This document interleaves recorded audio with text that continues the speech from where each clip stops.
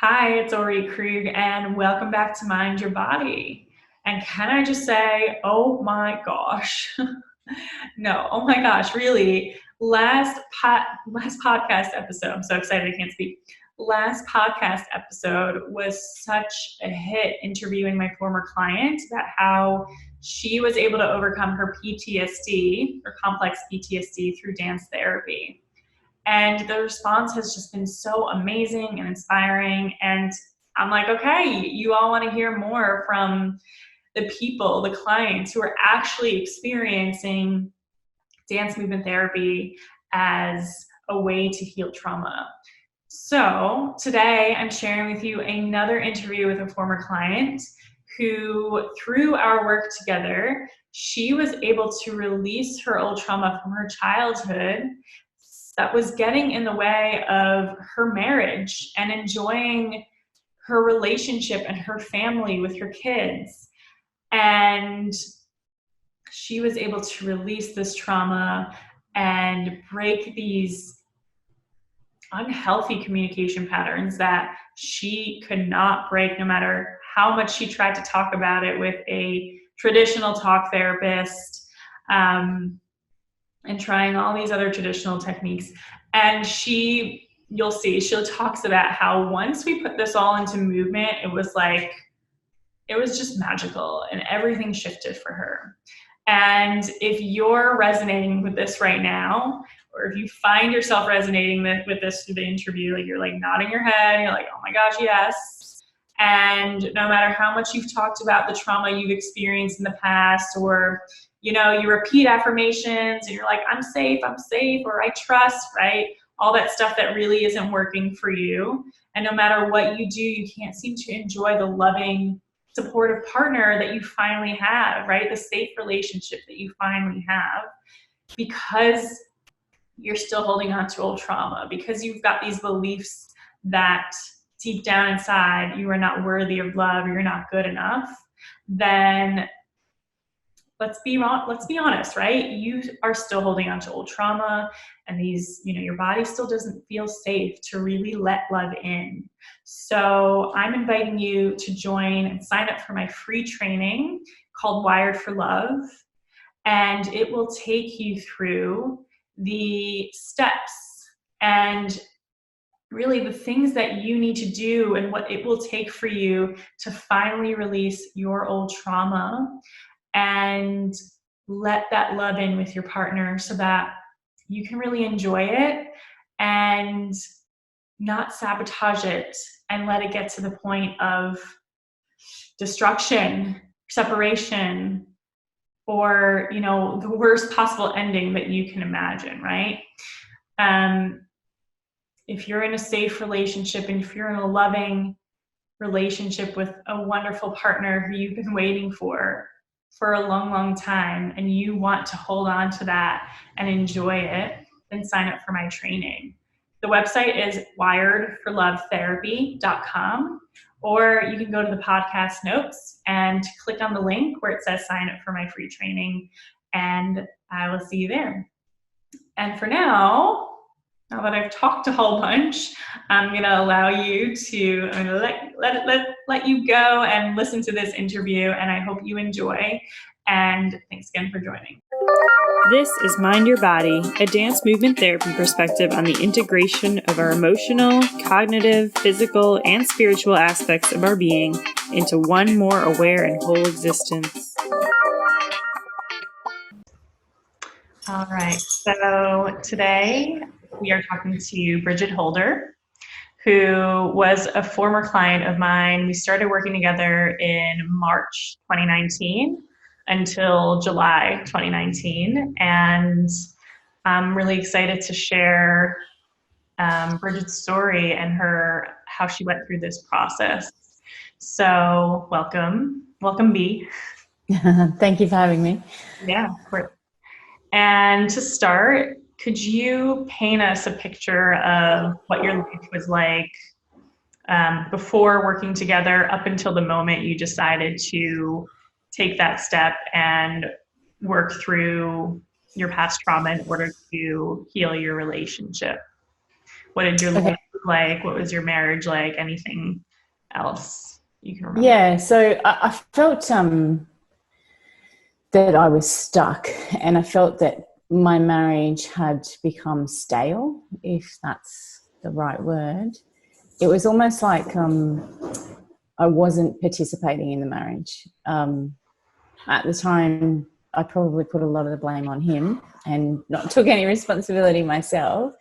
But it was, I'd created all this fear around things that had never happened in my marriage and anticipated that they would happen.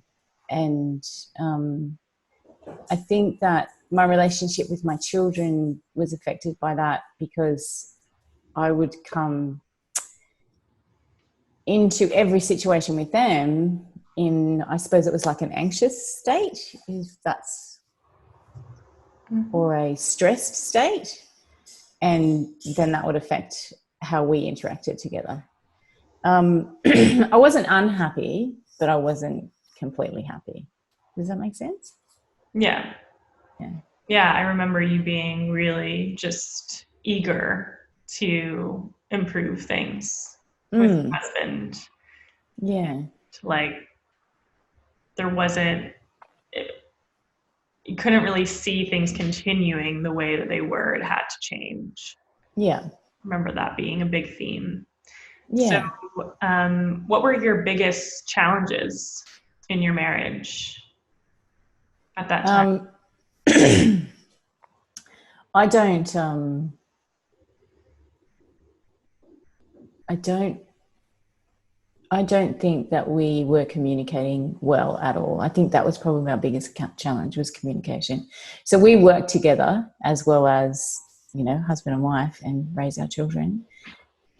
And that in itself is a challenge. A lot of people can't do that. And everything we talked about was work. So it was really, it was almost like we'd lost our relationship for the work and the business.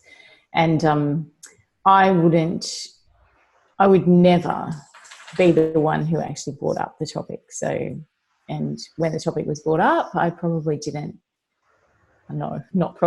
didn't speak my truth. So, and I'd created, again, fear around that, if I did, that bad things would happen. And what those bad things were, I don't know, but I just created this scenario that that's what would become. If you brought up what topic specifically?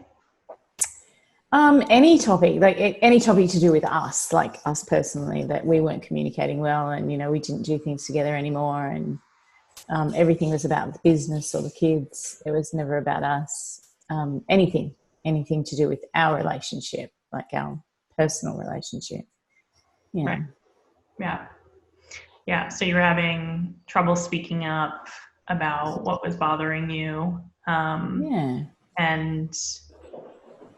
that you weren't really having a personal relationship. And I also remember some, like, you brought in some feelings about, you were really involved with the kids and things were happening with your kids, and you wanted to involve him, but somehow there was also fear around that,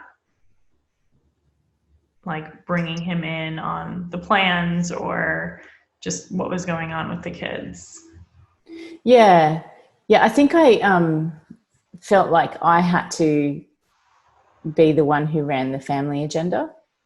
And to a degree I do, because he works away a lot, but I can still tell him about what's happening and, what we're scheduling in, and does it work for him? Did he want to do something with us, or did he want to come to it? I never did that before, whereas now I do. And if he opts out of that, that's okay. I'm not saying that he has to come. Like, the kids do swimming club, for example, now, and I'm not saying he has to come to every swim meet they go to, or any of them if he doesn't want to. Just need to share with him, this is what's happening in advance, instead of getting up in the morning and going, oh, we're going to whatever.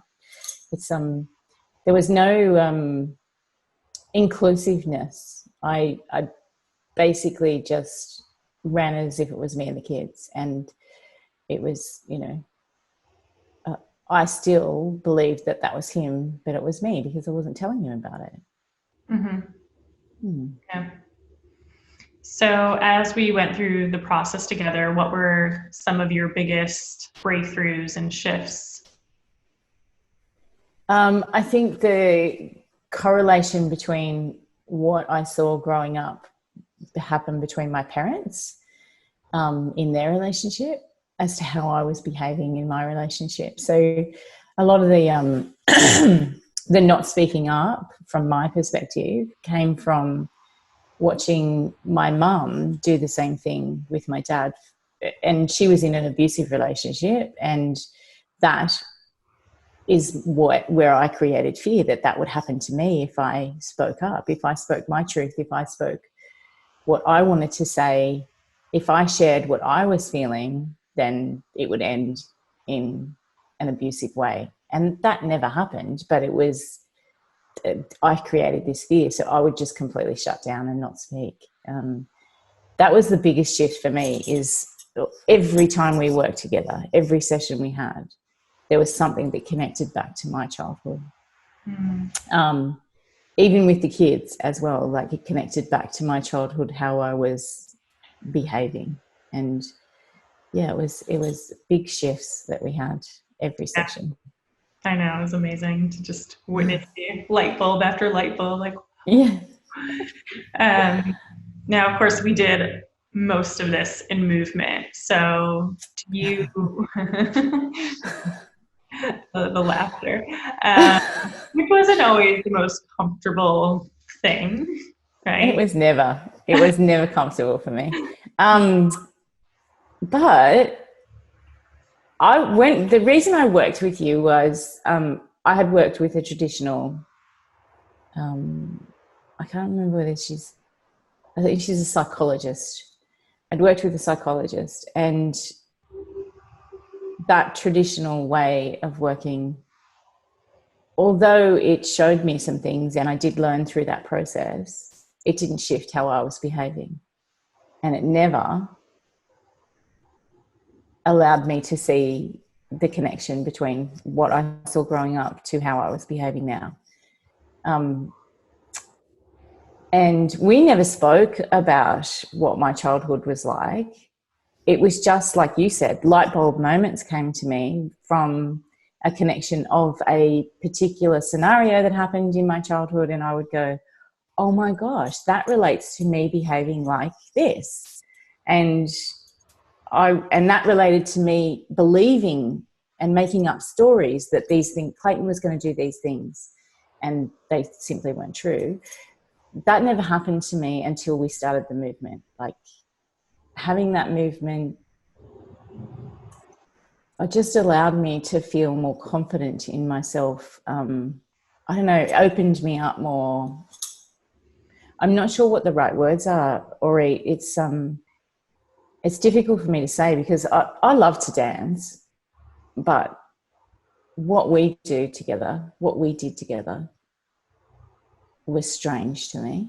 And but I was willing to try, because, as you said, I wanted things to change, and I tried traditional type of Western ways of doing things and they hadn't worked, and I was looking for something different to try. Yeah. And yeah, I mean, I love that you're not sure what the words are, because a lot of times there are no words to really describe the process. It's just magical how things shift. And because you went through this trauma of witnessing your parents' abusive relationship that is so connected to the issues that you were having in your marriage before working together, you remembered a lot of those things in your body in different sensations. And so the movement stirred that up for you, and we were able to access and gently and safely release them, as like when you had those aha moments. And so that's why it shifted so quickly. Yeah, I like that word, the release, because that's what it was. It was like each session I released something, and sometimes it took a couple of sessions, but it definitely released something. And I was always, I felt challenged throughout the process. And that was really good for me, because if I'm challenged, then I want to rise to that challenge and be able to deliver.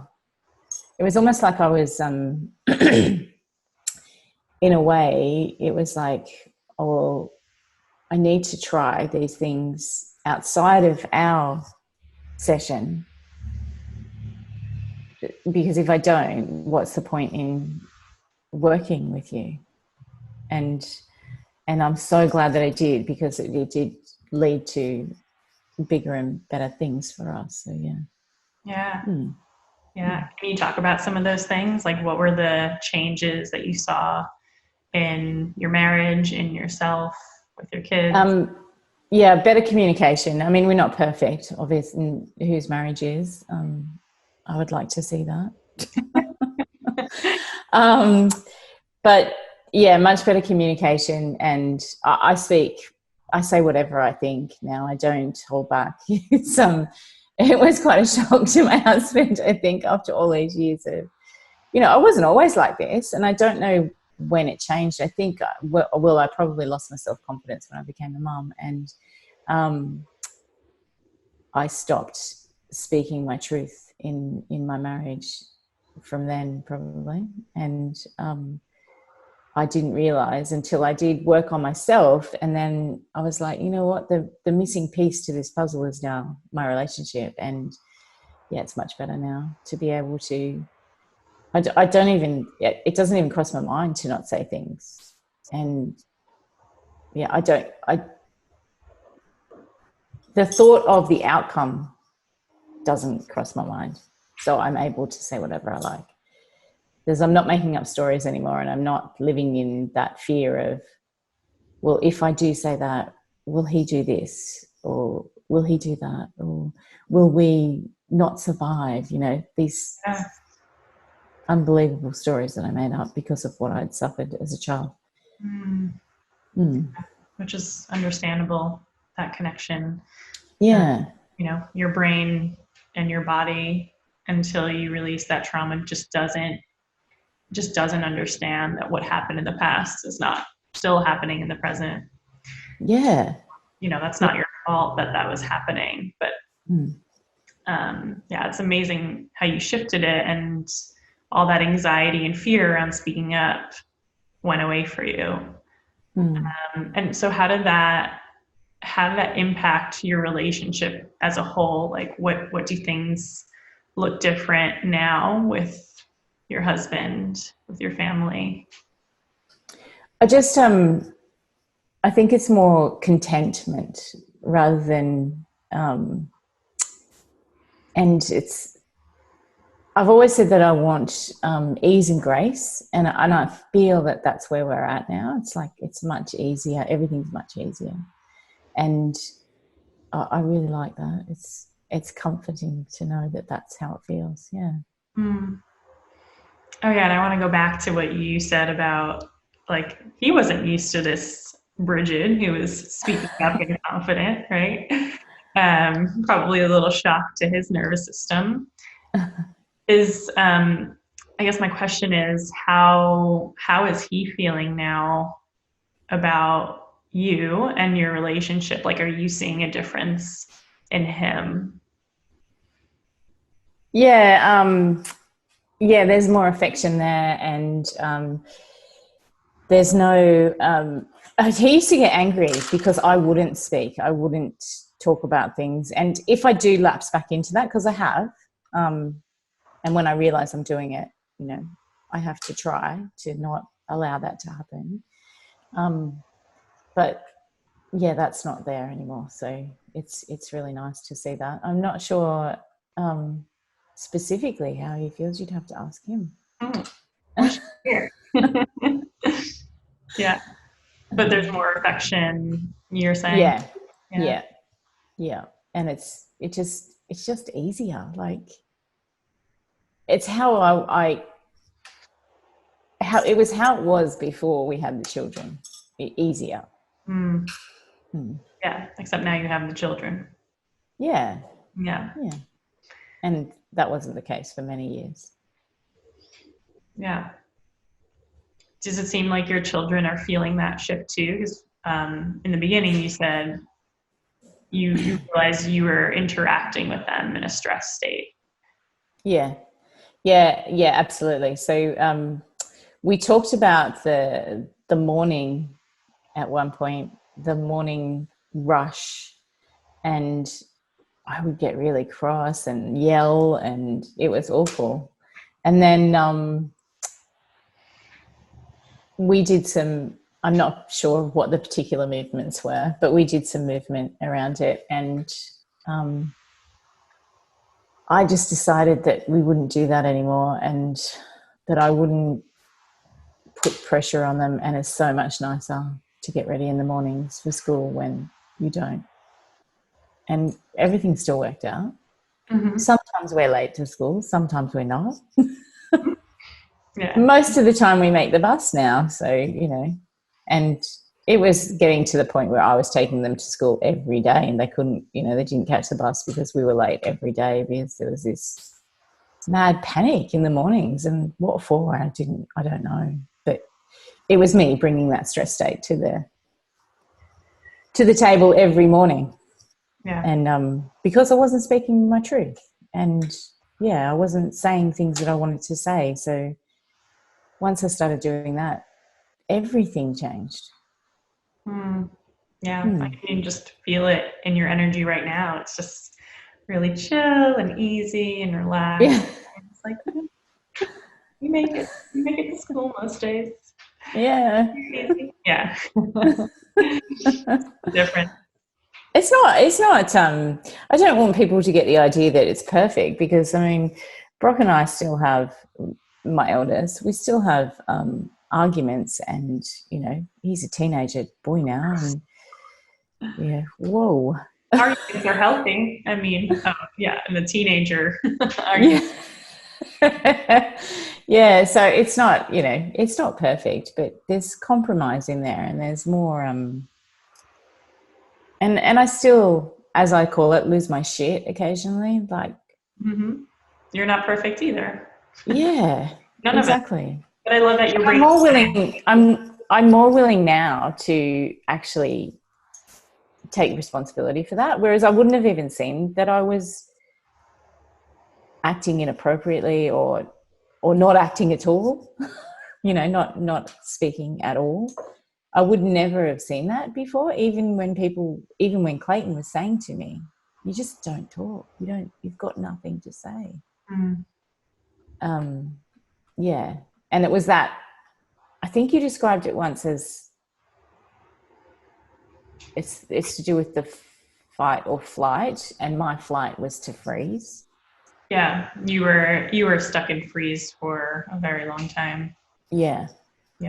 And we helped you rewire your nervous system and move and shift out of that. The one thing I do remember is that simple, and I used to do it a lot when we worked together, when we actually had our sessions. So the rubbing on my legs. I don't know. That must have been comforting to me, because I don't notice myself doing it anymore. And obviously, because I don't need to, I just say what I think now instead of holding back. Yeah. Actually, in this moment, I'm remembering, I believe that movement came to you, like the rubbing your legs. I don't even know, maybe it first came up in session, but it definitely came through a moving through fear movement meditation that I sent you. And I believe that was something that came up. You're like, oh, when that freeze comes up, when that fear comes up, this is one of the things I can do. Yeah. The rubbing. Yeah. No one can see us right now, but rubbing. Just rubbing on the knees, the thighs while you're sitting down. Yeah. You taught your body to move through that fear instead of just being stuck in the freeze. And it really translated into your relationship by not freezing up and not speaking up anymore. Yeah. So, what would you say to someone who is in a similar situation that you were in and is considering doing this work? Don't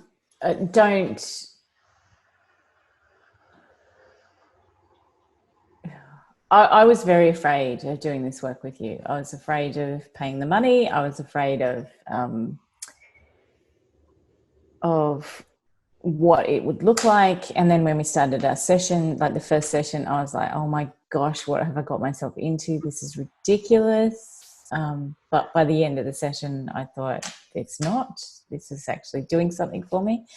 I think if you are considering doing it, that you should take that leap of faith and trust that Orit has your back, because it's